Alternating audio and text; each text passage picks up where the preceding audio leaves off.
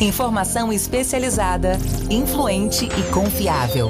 Podcast MIT Technology Review Brasil.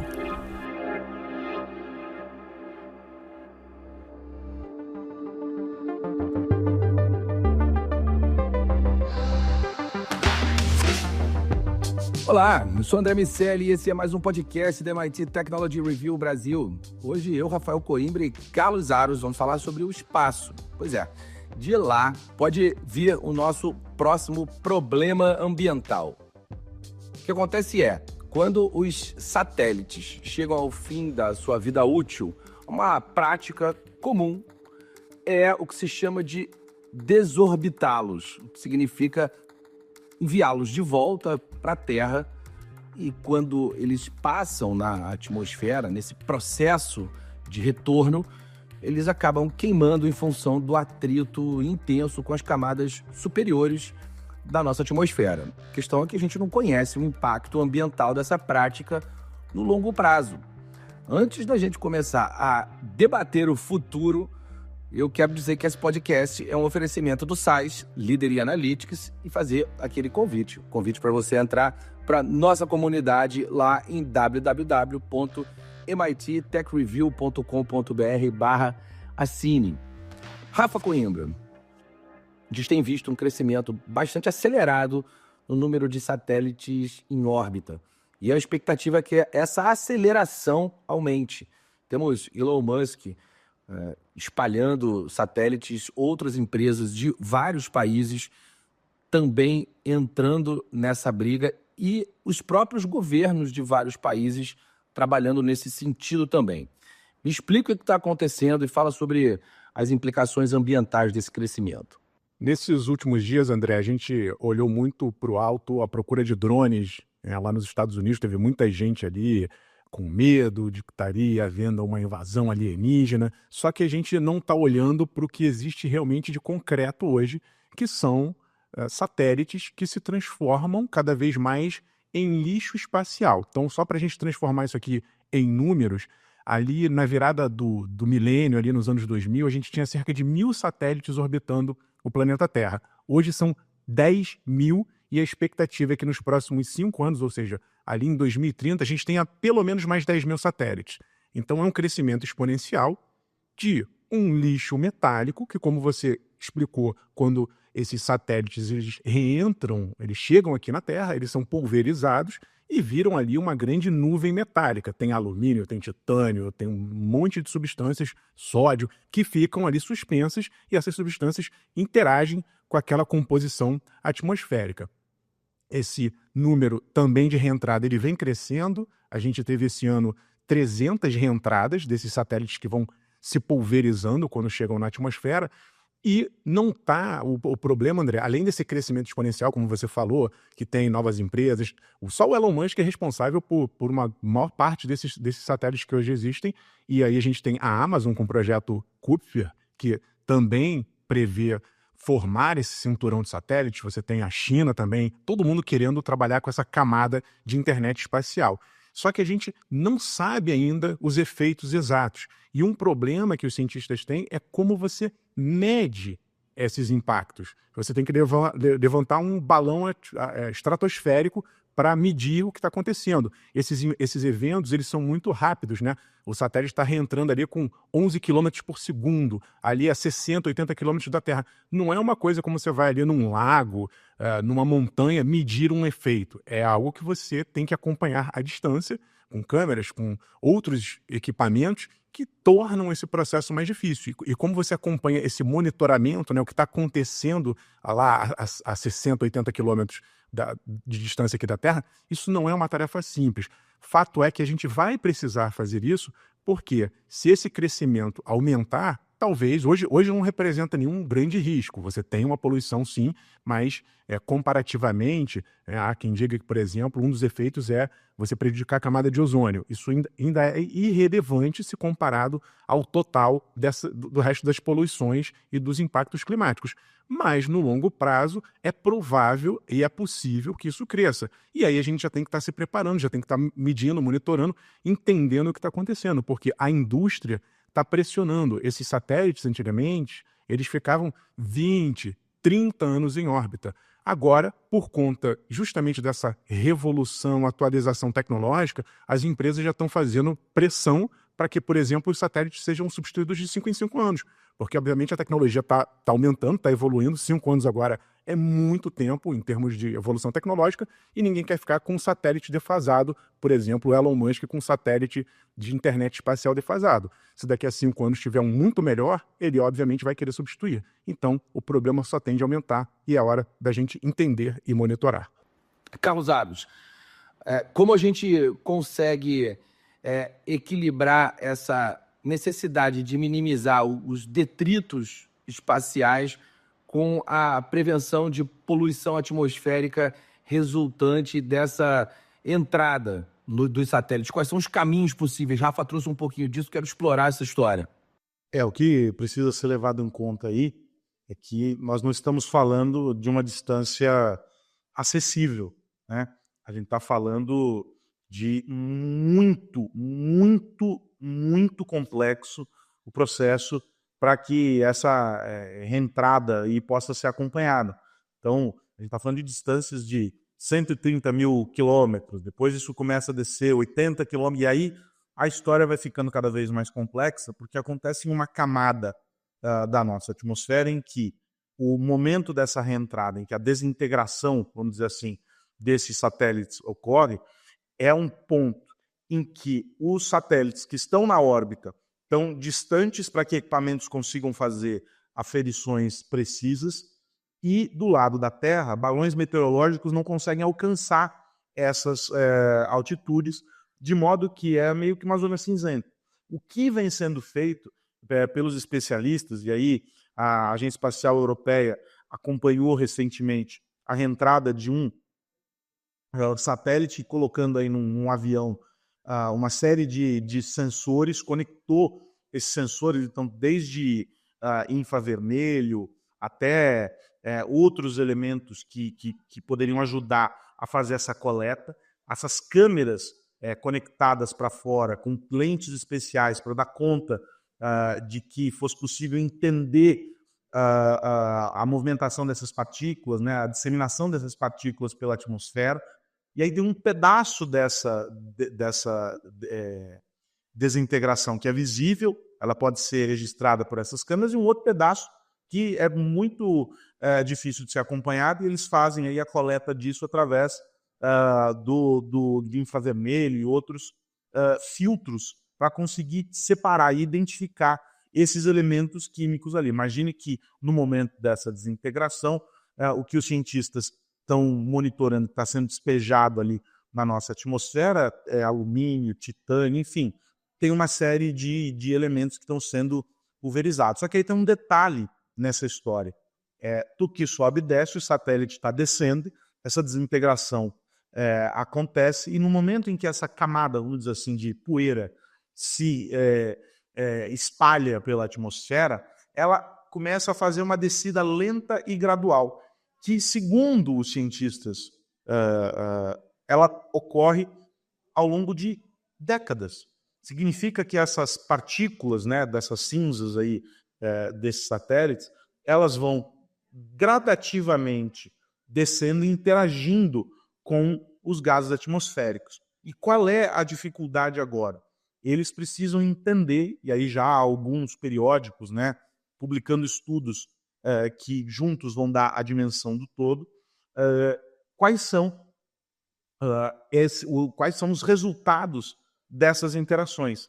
A gente dizia, ou entendia até algum tempo atrás, que os problemas na camada de ozônio estavam sendo causados de dentro da Terra para fora. Mas com esse volume altíssimo de satélites, né, a expectativa, segundo algumas agências, é de que lá pelos anos 2030 e alguma coisa, o número supere 40 mil unidades de satélites no espaço.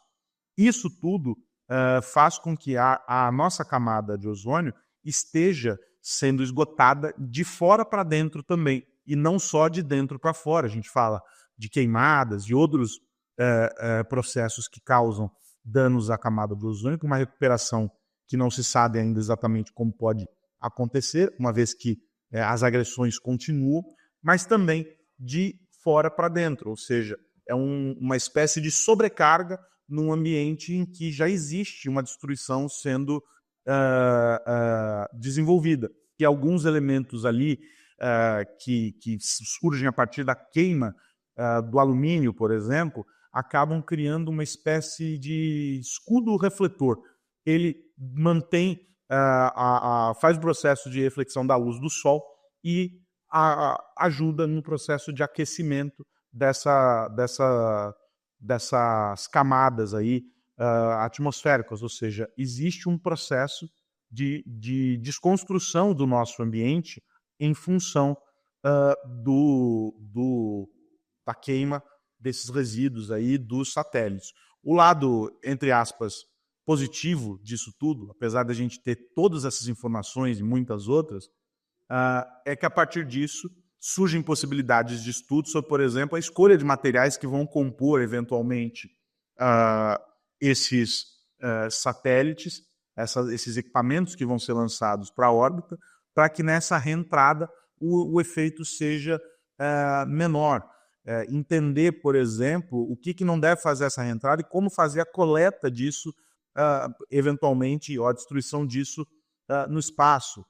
Existe um movimento global de faxina da órbita, vamos dizer assim, né? A limpeza de detritos espaciais, só que esse processo precisa ser acompanhado, porque não basta resolver a questão do alto volume de satélites, poderia gerar, inclusive, problemas para missões espaciais, tornar mais complexo o processo de envio de foguetes, por exemplo, para o espaço. E aí tudo isso passa a ser visto sob duas perspectivas, do que acontece no espaço e também do impacto disso de maneira bem objetiva aqui na Terra. Rafa, o Aros falou sobre os estudos. Vamos falar um pouquinho desse assunto. Essas pesquisas sobre os efeitos ambientais da reentrada de satélites ainda são bastante limitadas. Na verdade, elas ainda são bastante incompreendidas. Nem mesmo as áreas de estudo estão muito claras, todas as possibilidades de pesquisa. Como você acha que a academia pode ajudar a avaliar os riscos ambientais associados a essa reentrada? André, tem que pressionar para que haja programa, ou programas, no caso, muitos, de uma coordenação internacional para que se estude esse efeito. Então, novamente, a gente está falando de um lançamento que pode ser de satélite em qualquer lugar do mundo, uma reentrada que também acontece em qualquer lugar que a gente não está vendo, mas os efeitos podem ser coletivos. E eu estou dizendo isso porque nós temos a experiência da história a nosso favor. A gente já viu isso acontecer em outros ciclos. Então, quando você começa a ter ali uma revolução industrial, todos os veículos, máquinas com combustíveis fósseis, naquele início ninguém sabia direito o que estava acontecendo. Hoje a gente está pagando um preço de ter carbonizado o mundo e está tentando fazer a transição energética para a gente eliminar esses riscos. A gente lembra lá, anos atrás, décadas atrás, da questão da camada de ozônio. Tinha lá o CFC, um componente lá que tinha no ar-condicionado, em geladeira, e quando ia para a atmosfera, quebrava ali, cortava a camada de ozônio, abria um buraco e a gente estava sofrendo essas interferências. Então, a gente geralmente é assim, né? Vem uma tecnologia ou consequências dessas tecnologias e os efeitos colaterais aparecem depois. A gente já sabe que tem alguma coisa ali, né? Como o Aros explicou, são sinais, são indícios, mas no coletivo, no longo prazo, porque isso também é uma reta, a gente que acompanha a tecnologia sabe que existe uma pressão por uma corrida tecnológica no espaço. Nós sabemos que os céus serão orbitados por mais satélites. Eu não estou nem entrando aqui na questão dos carros voadores, porque também tem esse fascínio, muita gente fala, que legal, vai ter um carro voando aqui. Eu não quero carro voador na minha cabeça, e imagina centenas ou milhares de carros voadores, isso também pode causar algum tipo de interferência. Você pode prejudicar observações, né? No caso dos satélites, essa poeira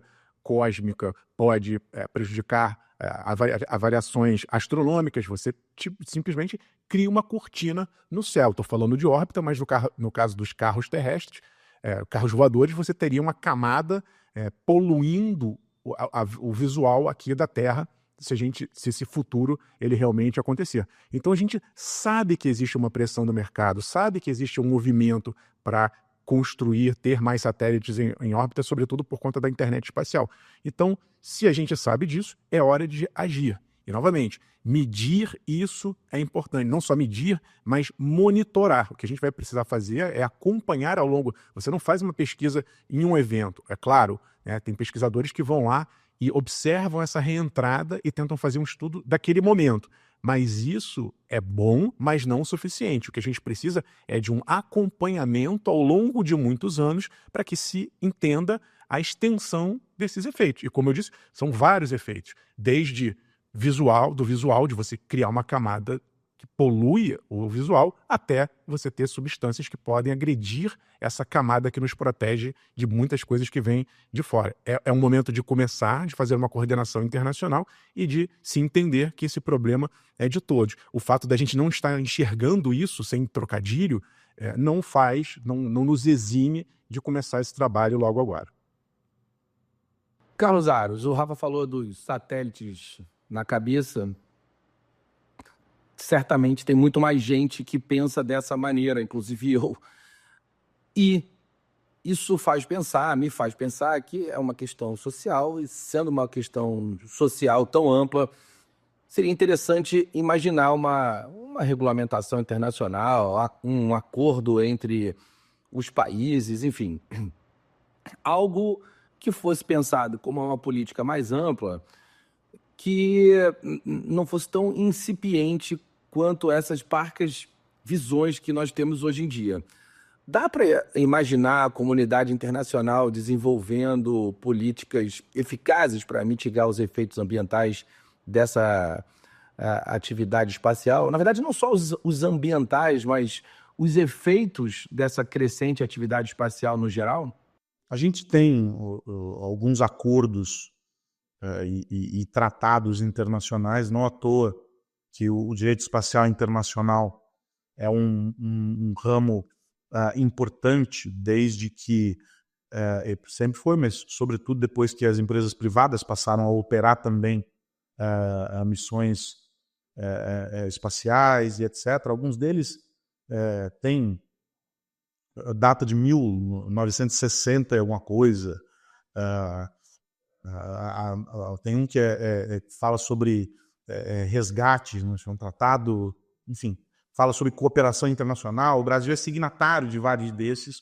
Boa parte desses tratados tem a ONU como mediadora, mas o que existe, e esse é um movimento muito interessante, tem a ver também com a discussão que a gente vem tendo aqui nesse nosso papo já desde o começo deste ano, que envolve, e do ano passado, que envolve a geopolítica, envolve posicionamentos que colocaram de um lado os Estados Unidos, de outro a Rússia, que levaram, por exemplo, a uma cisão no modelo de gestão da Estação Espacial Internacional, o fato de a China estar construindo a estação espacial dela, ou seja, tem todo um movimento que está relacionado a esse processo. Havia uma unidade em função de um período na história em que se precisou estabelecer isso como que para pacificar, o mundo buscava essa pacificação, e há um tensionamento, e a gente tem assistido a guerras e a conflitos bem importantes aí ao longo desse último período, que mostram que essa tensão ela vem sendo retomada. O que acontece há uma discussão em curso sobre como garantir o controle e a circulação dessas missões, regras mais bem estabelecidas para o envio de satélites, por exemplo, para o espaço, uma vez que os lançamentos têm acontecido em uma velocidade, em um volume impressionantes, regras que determinem quais são os gestores dentro de cada país para esse processo. Então, tem que ser agência norte-americana, agência europeia, ou não, a empresa que tem lá uma base, ela pode fazer o lançamento.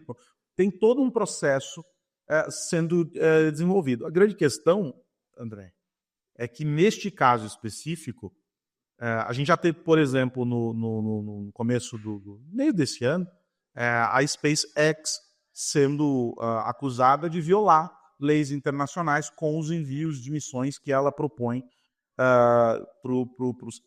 para clientes e parceiros dela e para os interesses dela.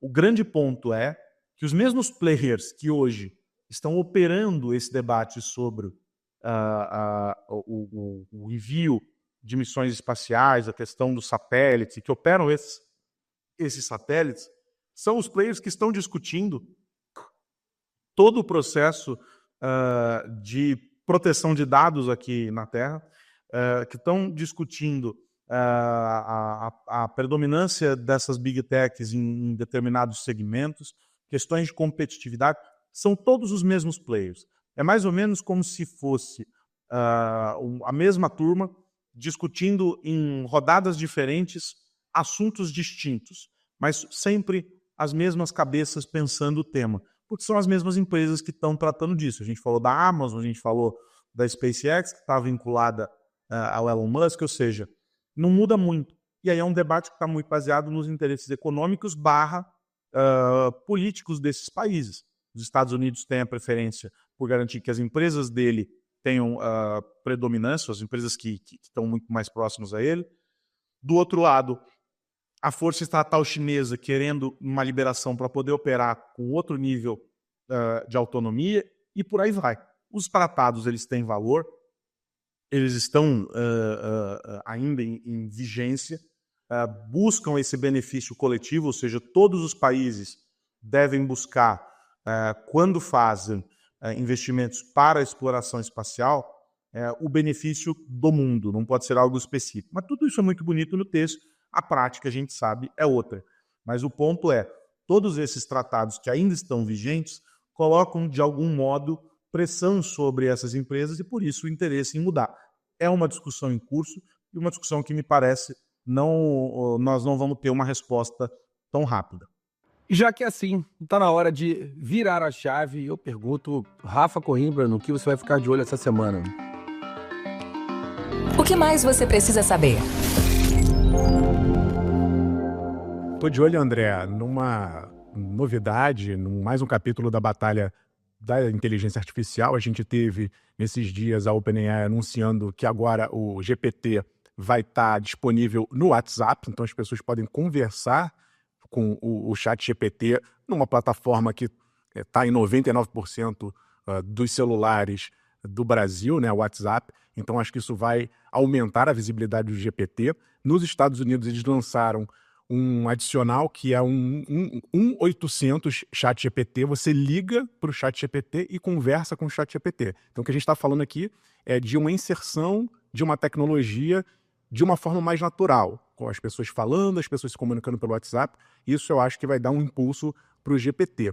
Por outro lado, nessa mesma semana, surgiu uma informação de que a Apple estaria negociando lá na China a inserção de outra inteligência artificial que não o GPT. Só para lembrar, a Apple lançou recentemente ali a sua inteligência artificial, mas no fundo ela está fazendo ali uma mistura da Siri, que é a da Apple, com o GPT da OpenAI. Só que na China não tem GPT, porque lá tem que ter a aprovação do governo para esses sistemas de inteligência artificial. E lá o que existem são modelos da Tencent, da ByteDance, que é a dona do TikTok, e a Apple está querendo não perder mais espaço, porque ela vem perdendo espaço na China. Então ela está negociando para ter um iPhone na China com um modelo de inteligência artificial chinês. Essa aí é uma briga interessante. A Apple vem perdendo espaço lá porque a Huawei tem lançamentos com inteligência artificial chinesa e está tomando uma fatia importante do mercado da Apple na China. Briga de cachorro grande com inteligência artificial. E você, Carlos Aros? André, estou de olho numa decisão do órgão que regula a proteção de dados na Alemanha, uma determinação para que aquela plataforma World está fazendo a coleta de íris das pessoas, um escaneamento da íris, para criar uma espécie de uma identidade mundial, o tal do World ID. E eles estão fazendo isso, como o próprio nome propõe, no mundo todo, e gerando polêmicas no mundo todo. Esse é um projeto, vale dizer, que foi criado pelo Sam Altman, uma figura que também foi bastante citada aqui ao longo desse ano por nós, em função de todo o processo dele com a OpenAI, ele é um dos cofundadores e tal. E desde 2021, essa plataforma está coletando dados das pessoas no mundo todo e remunerando as pessoas por isso. E aí é uma série de questões relacionadas a essa coleta. Não é uma questão pacífica, ou seja, existe discordâncias e polêmicas envolvendo essa plataforma. E a ideia é usar esses dados, segundo a empresa, para diferenciar humanos de robôs no futuro e fazer login em serviços, né, em plataformas digitais. E aí o órgão alemão disse que não está feliz e a União Europeia, portanto, parte de um movimento já iniciado pela Alemanha de que está errado, de que é preciso começar a fazer a exclusão de dados que foram coletados e que não há base legal suficiente e que a World tem a obrigação de obter consentimento explícito para que essas coletas e o uso desses dados seja feito lá na frente. E aí, a decisão na Alemanha vale para a Europa. E aí, o que acontece? Isso é um revés importante aí na condução desse projeto. A empresa já se manifestou, já disse que tudo isso que está posto pelo órgão alemão faz parte de um pedaço do projeto que já foi descontinuado, que não tem prejuízos para o que está acontecendo, que as práticas estão todas referendadas e etc. Já houve manifestações da Espanha também no mesmo sentido. Enfim, é um processo que se arrasta há algum tempo. E aí o detalhe é de que aqui no Brasil essa coleta também está acontecendo e que já foram escaneados os olhos, né, as íris de quase 190 mil pessoas aqui no Brasil.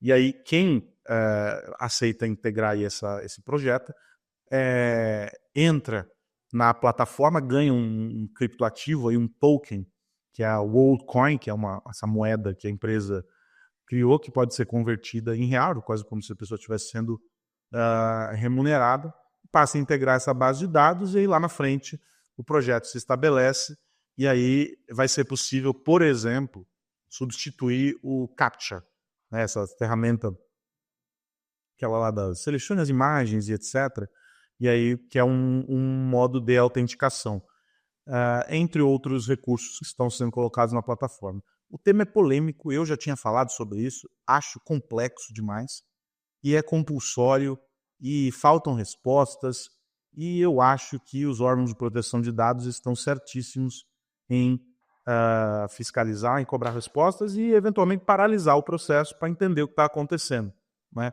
Eu acho que as pessoas, muitas vezes, por falta de informação, acabam sendo levadas a entregar muito mais do que deveria, por muito menos do que valeria quando o assunto é dado pessoal. Meus amigos, está na hora. Quero lembrar que esse podcast é um oferecimento do SAIS. Rafa Coimbra, até a semana que vem. Até semana que vem. Um abraço, Aros, André, a todos que nos ouvem. Estaremos aqui para o último podcast de 2024. Até lá. É isso, Carlos Aros. Até a semana que vem. Até a semana que vem, André Nicelli. Um grande abraço para você, para o Rafa e para quem nos ouve. Galera, Feliz Natal para todo mundo. Semana que vem tem mais podcast da MIT Technology Review Brasil para a gente falar sobre tecnologia, negócios e sociedade. Um grande abraço para você que nos ouve. Tchau, tchau. Você ouviu o podcast MIT Technology Review Brasil, apresentado por Tech Institute.